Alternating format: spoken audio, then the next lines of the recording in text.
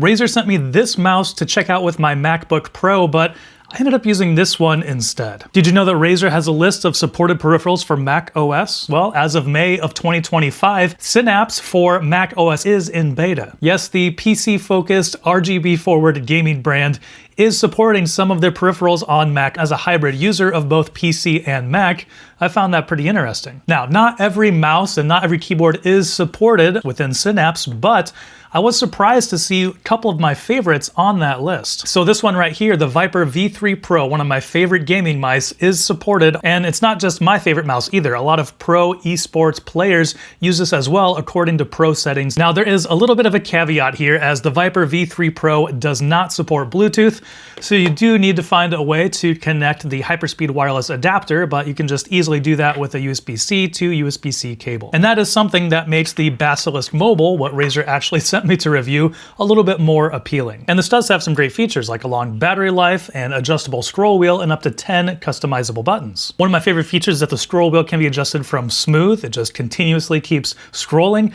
or you can turn it into a tactile stepped feel.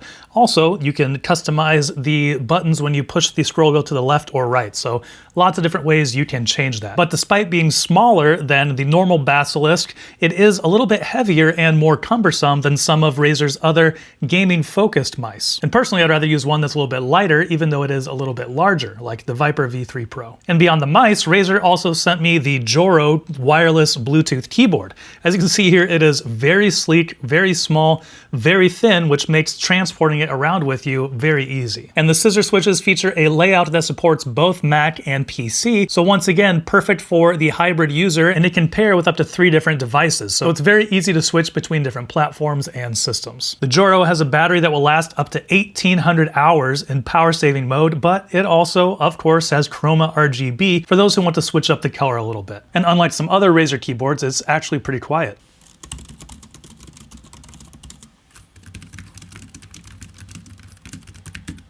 It also has Razer's incredible gaming-focused feature that is Snap Tap. And it's a feature that's so good it's actually banned in some competitive communities. Basically, it makes changing direction when strafing almost too easy. And while there aren't many or any competitive FPS games native on Mac, at least you'll have it if you end up finding a workaround. So in 2025, you can use some awesome peripherals and some of the best gaming mice on your Mac. What games do you wish you could play on your Mac? Let me know down in the comments below.